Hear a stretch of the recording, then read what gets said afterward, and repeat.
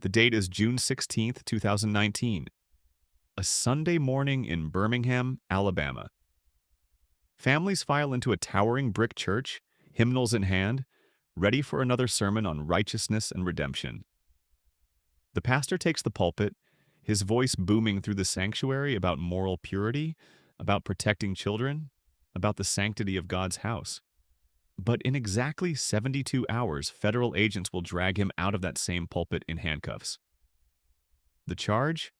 28 counts of sexually abusing minors over a 15-year period. And here's the twist that would send shockwaves through the entire denomination. Church leadership had known for at least 8 years. Welcome to the dark underbelly of America's Bible Belt, where the very institutions built to safeguard souls became fortresses protecting predators. This isn't a story about faith itself, but about power, corruption, and the systematic betrayal of trust on a scale that would make any political scandal pale in comparison. What you're about to hear isn't speculation or rumor. These are documented cases, court records, and testimonies that shattered congregations from Texas to Tennessee, from Virginia to Georgia. The Southern Baptist Convention is the largest Protestant denomination in the United States, with over 47,000 churches and nearly 15 million members. For generations, it's been the moral backbone of the American South, shaping politics, culture, and community values. These churches taught children their first prayers, married young couples, buried the elderly, and claimed to stand as unwavering pillars of truth in an increasingly secular world.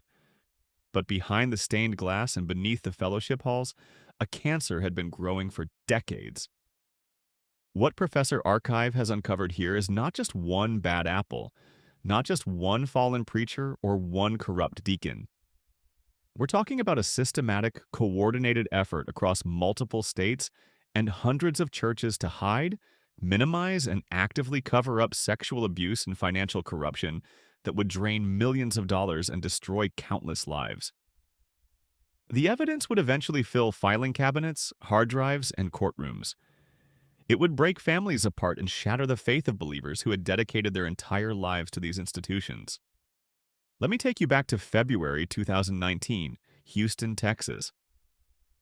A team of investigative journalists at the Houston Chronicle began what would become a 7-month deep dive into something they initially thought was a local story.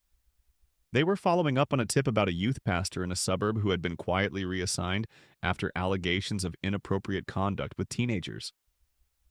Standard procedure for any newspaper, right? Follow the lead, verify the facts, publish if credible. But what they found was so much bigger than one youth pastor in one Texas suburb. The journalists started pulling court records, not just from Houston, but from across the state. Then they expanded to neighboring states, Arkansas, Louisiana, Oklahoma. What emerged was a pattern so disturbing, so methodical, that they could hardly believe what they were documenting. Over 200 credible accusations of sexual abuse. Over 700 victims, many of them children. And here's what made it a scandal rather than just a tragedy. In case after case, denominational leaders knew and did nothing. Worse than nothing.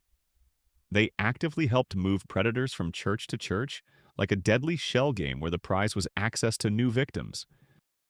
One name that surfaced was Darrell Gilliard, a charismatic Florida preacher who had been credibly accused of sexual misconduct as early as 1991. The Southern Baptist Convention's own ethics committee reviewed his case. They found the allegations credible, and then they did nothing. Gilliard continued preaching, moving from church to church across Florida. By the time he was finally arrested in 2008, he had left a trail of traumatized women and teenagers, spanning nearly 2 decades. He pleaded no contest to lewd conduct with 4 girls between the ages of 11 and 16. 47 churches had employed him during those years. 47 opportunities for someone to stop him. But Gilliard wasn't an anomaly. His story was repeated dozens of times with different names, different churches, different states, but the same sickening pattern. There was John Langworthy, who abused at least 8 boys while working at a church camp in Mississippi in the 1970s and 80s. When parents came forward with allegations, church leaders told them to pray about it, to forgive, to move on. Langworthy wasn't reported to police until 2006, 30 years after the abuse began. By then, the statute of limitations had expired on most of his crimes. What happened next in that Houston Chronicle investigation would change everything. The reporters created a database. They documented every case they could verify, listing names, churches, dates, and outcomes. On February 10, 2019, they published their findings. The response was explosive. Survivors started coming forward by the hundreds, people who had been abused as children and told by church leaders that speaking out would damage God's work, that they needed to forgive and forget, that going to the police would hurt the church's reputation. By the way, where are you watching this from, and what time is it right now? Drop a comment and let me know. I'm curious how far these stories have reached, because what happened next in the Southern Baptist Convention would become international news. The database publication sparked what can only be described as a crisis moment for the denomination. The Southern Baptist Convention's annual meeting in June 2019, held in Birmingham, ironically the same city where that pastor would be arrested the same week, became a referendum on accountability. 15,000 messengers, that's what they call delegates in Baptist polity, gathered expecting business as usual. Instead, they walked into a firestorm. Abuse survivors stood at microphones during the open forum sessions, many speaking publicly for the first time about what had happened to them. They shared stories that would make your blood run cold. Women talked about being assaulted by pastors and then told by church boards that they had tempted these men of God. Teenage boys described being groomed by youth leaders and then blamed for the abuse when they finally told someone. The common thread? Institutional protection of the abuser and abandonment of the victim. But here's where the story takes an even darker turn. As pressure mounted, internal documents started leaking. Emails between denominational leaders revealed something beyond negligence. They showed active conspiracy. In 2007, officials at the Southern Baptist Convention's Executive Committee received a detailed proposal to create a database of credibly accused abusers, similar to what the Catholic Church had been forced to implement. The proposal included funding mechanisms, privacy protections for victims, and protocols for reporting to law enforcement. The response from leadership? They rejected it, not because of cost or logistics, but because lawyers advised that maintaining such a database might increase the denomination's legal liability. Read that again. They chose to protect themselves from lawsuits rather than protect children from predators. For 12 years, this decision remained buried in meeting minutes and private correspondence. When it finally came to light in 2019, the outrage was seismic. Dr. Russell Moore, who was then president of the Southern Baptist Convention's Ethics and Religious Liberty Commission, called it a root and branch failure. He told media outlets that the pattern of cover-ups represented a crisis of conscience for the entire denomination. But even Moore's criticism was met with pushback from some denominational leaders who accused him of being disloyal and damaging the church's reputation. The message was clear. Protecting the institution mattered more than protecting the vulnerable. Sexual abuse wasn't the only dirty laundry being aired, though. Financial corruption had also infected churches across the South, and the scale was staggering. In 2018, the pastor of Atlanta's Cathedral at Chapel Hill was convicted of stealing $1.8 million from his own congregation. He had used church funds to buy luxury cars, take international vacations, and maintain a lifestyle that would make a hedge fund manager jealous.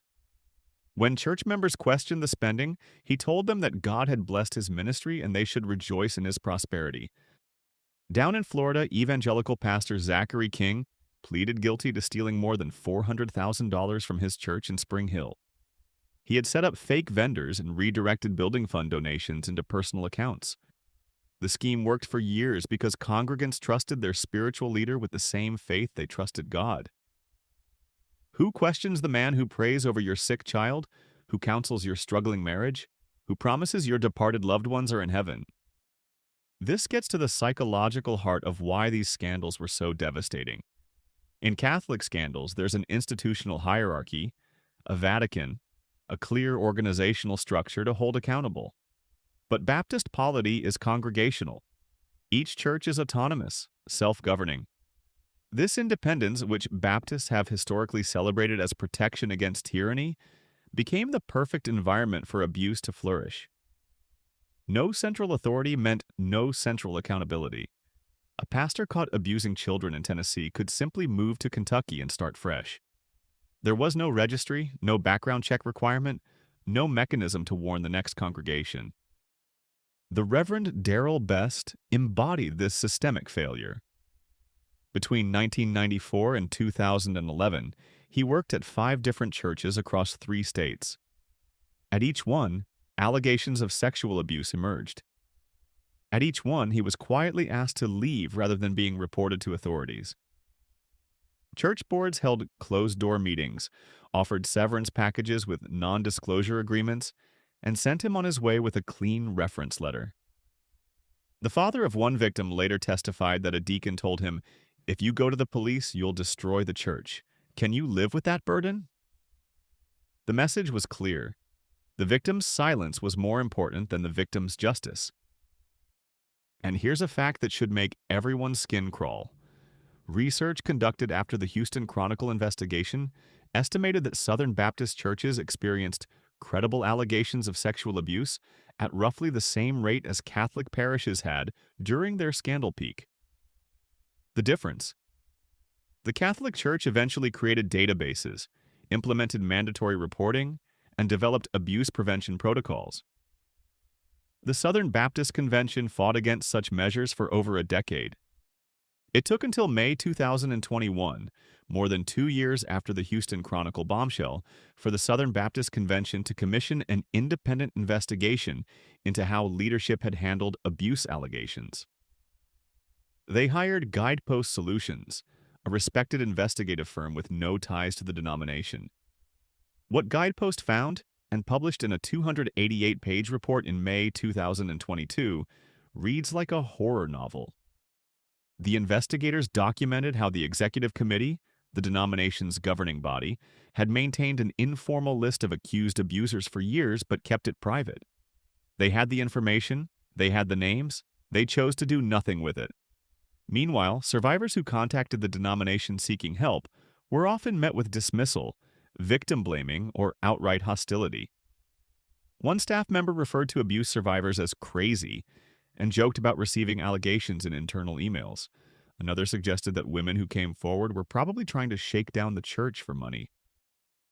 Perhaps most damning, the report revealed that the denomination's former president, Paige Patterson, had on multiple occasions advised women in abusive marriages to stay with their abusers and pray for change rather than seek safety. Patterson, who had served as president of Southwestern Baptist Theological Seminary, one of the denomination's flagship institutions, was also found to have silenced or intimidated abuse victims who came forward. He was eventually fired from the seminary in 2018, but his influence had shaped denominational culture for decades. The financial cost of these scandals has been astronomical. By 2023, Southern Baptist churches and institutions had paid out over $70 million in settlements to abuse survivors.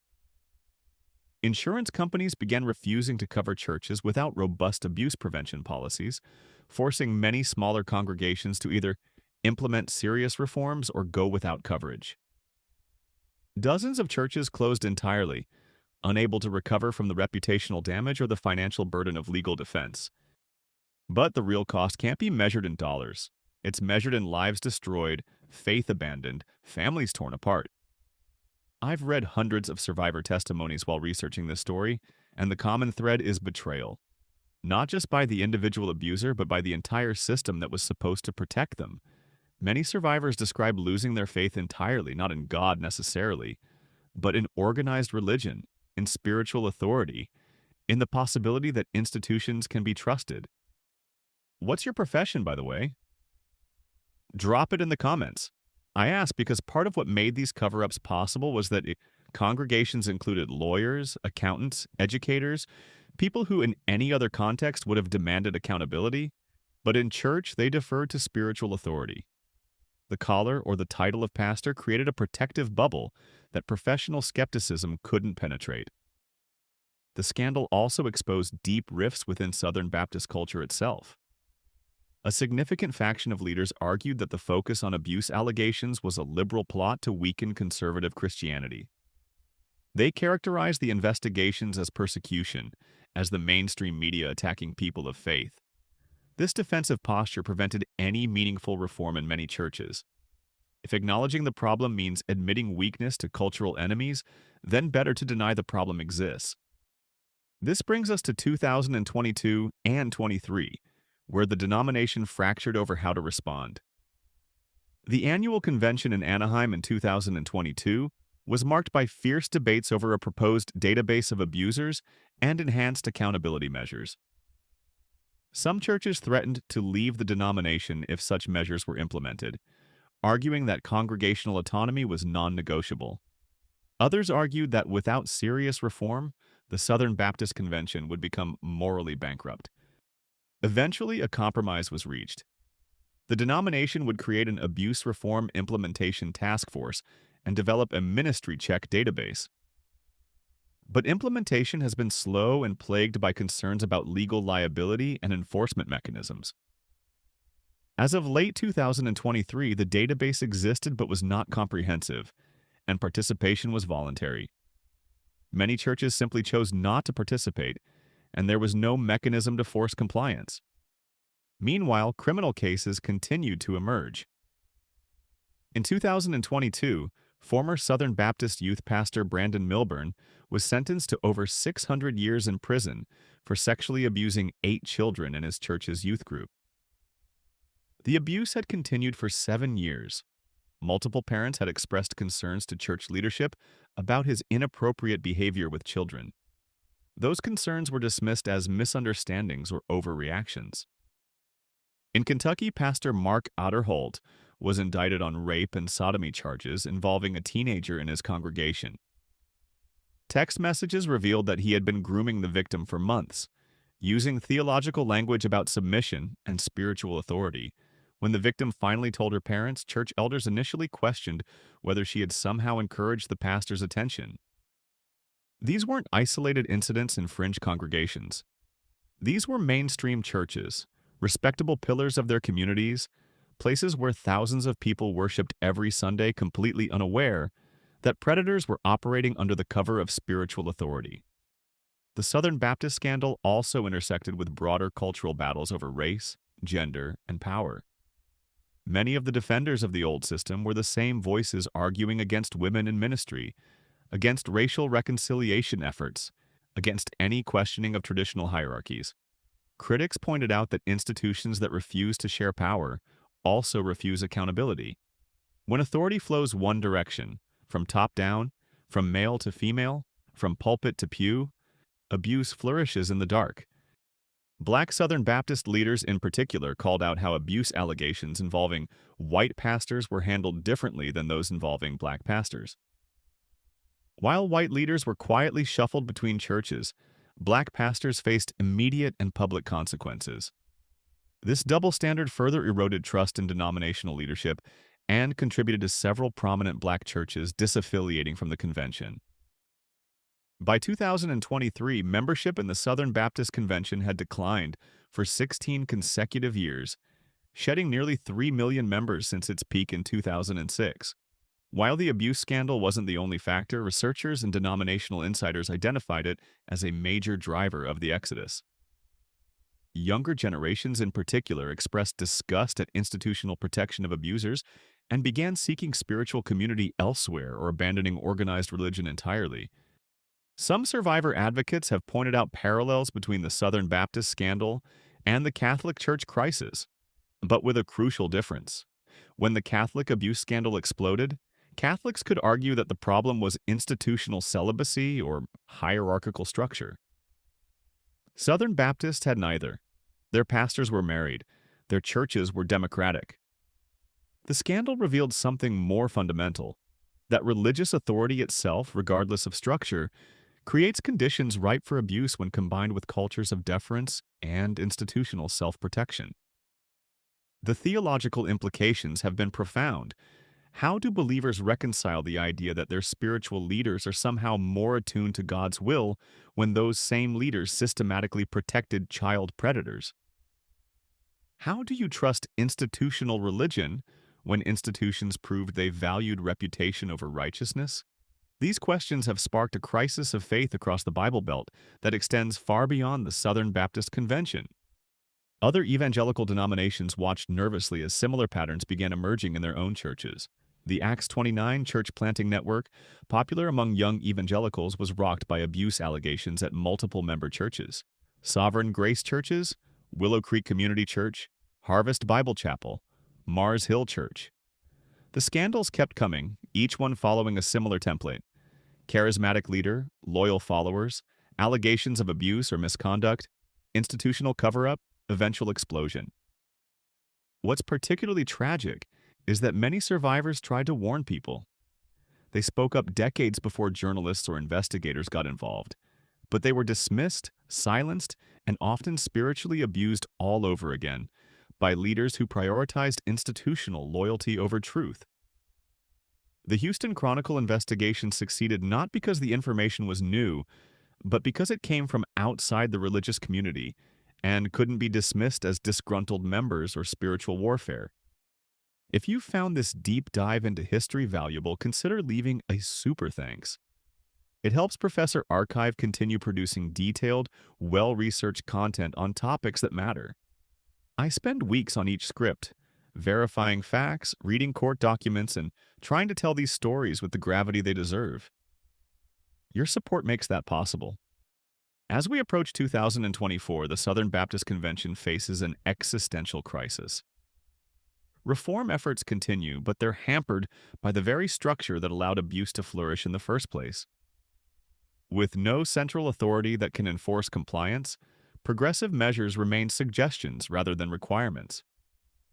Churches that want to implement strict abuse prevention protocols can do so.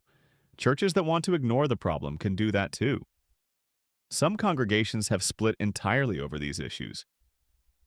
In Virginia, one of the state's largest Southern Baptist churches voted to disaffiliate from the convention specifically because of leadership's handling of abuse allegations. The pastor told his congregation, "We cannot in good conscience remain part of an institution that has shown such callous disregard for the vulnerable." Similar splits have occurred in Texas, North Carolina, and Georgia. The legal landscape continues to evolve as well. Multiple states have extended or eliminated statutes of limitations for child sexual abuse, opening windows for survivors to file civil suits against churches and denominational bodies. These cases are forcing financial accountability where moral accountability failed. Some legal experts predict that the ultimate financial cost to Southern Baptist institutions could exceed $1 billion when all claims are settled. But perhaps the most significant change has been cultural. The automatic deference to pastoral authority, the assumption that church leaders deserve trust simply by virtue of their position, has crumbled. A new generation of believers demands transparency, accountability, and institutional humility. They want to see background checks, third-party reporting mechanisms, and clear policies protecting vulnerable populations. And they're willing to leave churches that won't provide those safeguards. The dirty laundry of the Southern Church wasn't just about individual sin. It was about systems designed to hide that sin, to protect the institution at the expense of the innocent, to value reputation over repentance. It revealed that the very organizations claiming to speak for God had repeatedly chosen to protect themselves instead of the children and families they were called to serve.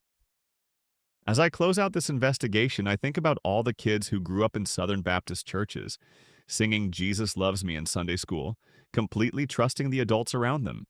For too many, that trust was weaponized, turned into a tool for exploitation. And when they finally found the courage to speak up, they were told that their silence was more godly than their truth. The Bible Belt isn't what it used to be. Church attendance has plummeted. The cultural dominance of evangelical Christianity in the South has weakened significantly. And while many factors contributed to this shift, the abuse scandals and cover-ups played a central role.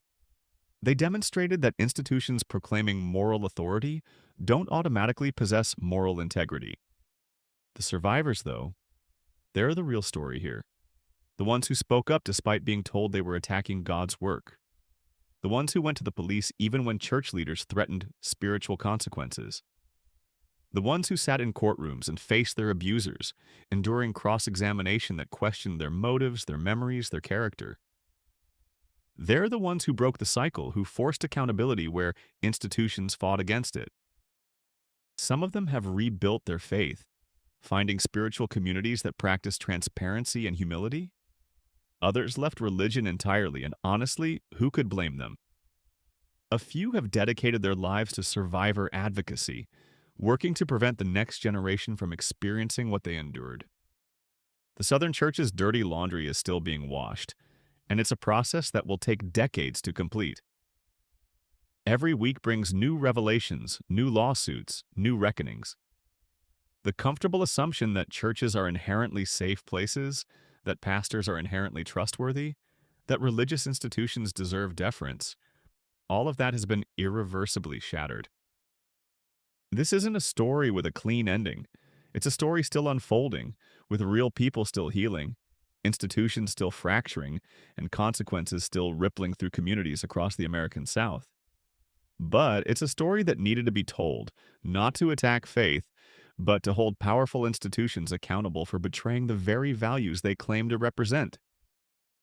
This is Professor Archive, reminding you that the most important history is often the history people tried to hide. If you learned something today, consider subscribing and clicking that notification bell. These deep dives take considerable time and effort, and your support makes them possible. Until next time, keep questioning, keep learning, and never assume that power deserves trust without accountability.